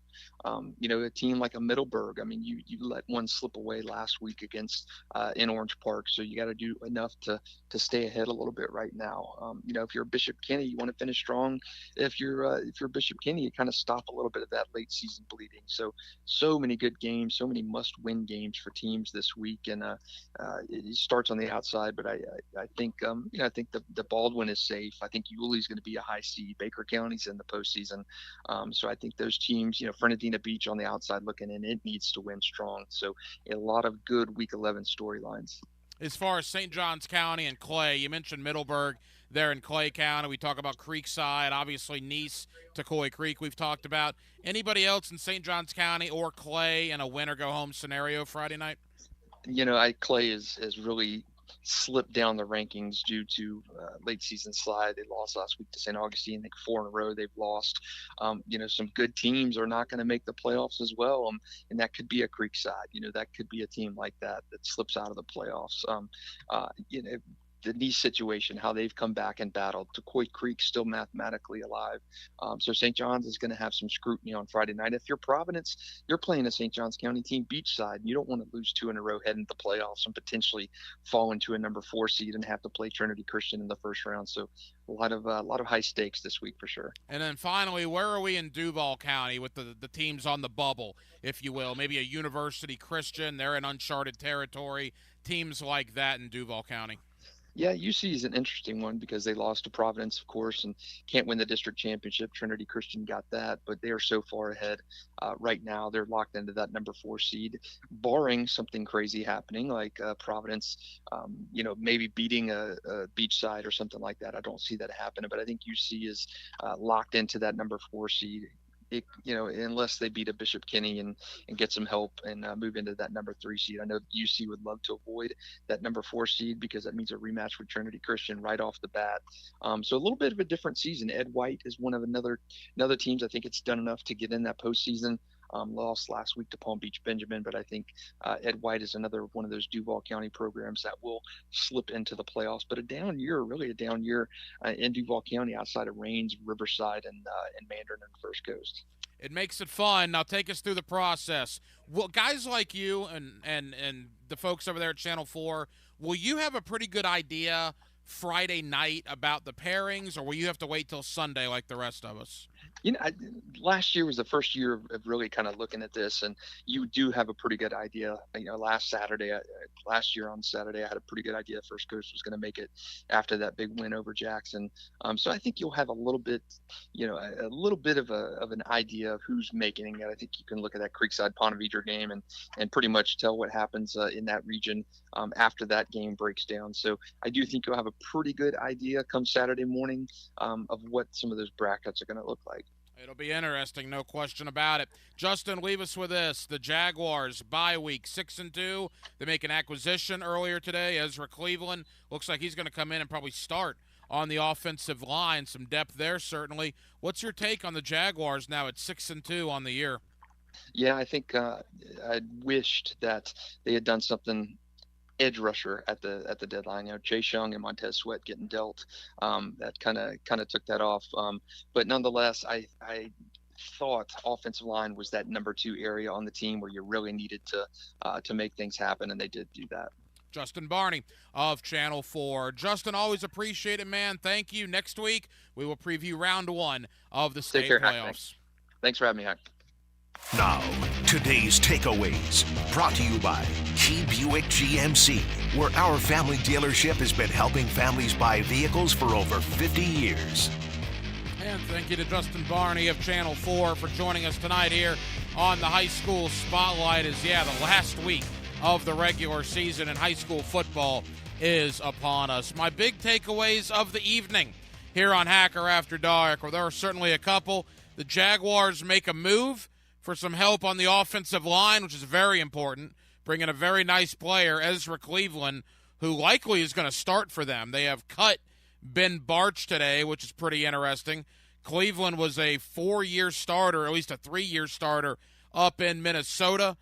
So it looks like he might be the guy at left guard moving forward. I'm not exactly sure what that means for Walker Little. We'll have to see how that plays out. But Ezra Cleveland in. Of course, they do not add an edge pass rusher. And at this point, after all this said and done, the hay is now officially in the barn. The bed has been made. The Jacksonville Jaguars went June, July, August, September, and now October. And the thought is, and thought among media and fans alike, was that they needed to add somebody on the edge to rush the passer. And they have chosen not to do that. They didn't do that this offseason. They didn't do that with veteran free agents in training camp. They did not do that today at the trade deadline. They have made their bed. They now have to lie in it. The hay is in the barn. And hopefully they have health. If Josh Allen and Trayvon Walker stay healthy, it may not be a problem. If one of those guys, particularly Josh Allen, goes down, they are in an immense amount of trouble. So, you make decisions and you live with them. And Jaguar general manager Trent Baalke made the decision not to add a veteran pass rusher this offseason, not to trade for a pass rusher here at the trade deadline. And now we will see what happens when the remaining 9 games begin starting next week against the San Francisco 49ers, who traded for Chase Young today, who will make his 49er debut right here in Jacksonville against the Jacksonville Jaguars. Well, that'll just about do it. Our late night show on a Tuesday. It has been very busy. We certainly appreciate you guys hanging out with us here on 1010XL and on 92.5 FM. We have a ton of people to thank. Again, thank you to Justin Barney of Channel 4 for joining us on the High School Spotlight. Thank you to Nice head coach Colin Drafts and First Coast head coach Marty Lee. Both guys with enormous wins last week. First Coast is already a district champion. Nice will look to become a district champion on Friday night. So thank you to Coach Lee and Coach Drafts for joining us this evening. My friend Brent Beard, you see him locally on First Coast News. You get him right here on Hacker After Dark. Always enjoy talking college ball with Brent. John Shipley of Jaguar Report stop by. Always enjoy the conversation there with John. And Judd Zuglad of Minnesota, Score North. You also see him on VikingsWire.com as we got a little insight on Ezra Cleveland. So appreciate Judd joining us on short notice today. We'll be back tomorrow night on a Wednesday, and we will do it all over again beginning at 8 o'clock. Dylan Denmark was your producer tonight. Dylan, great job as always. I'm the hacker Ryan Green. And again, Jacksonville, thank you for staying up late with us on a Tuesday right here on Hacker After Dark on 1010XL and on 92.5 FM. So for all of us here on HAD, have an absolutely terrific remainder of your Tuesday night, and we will talk to you tomorrow night on a Wednesday beginning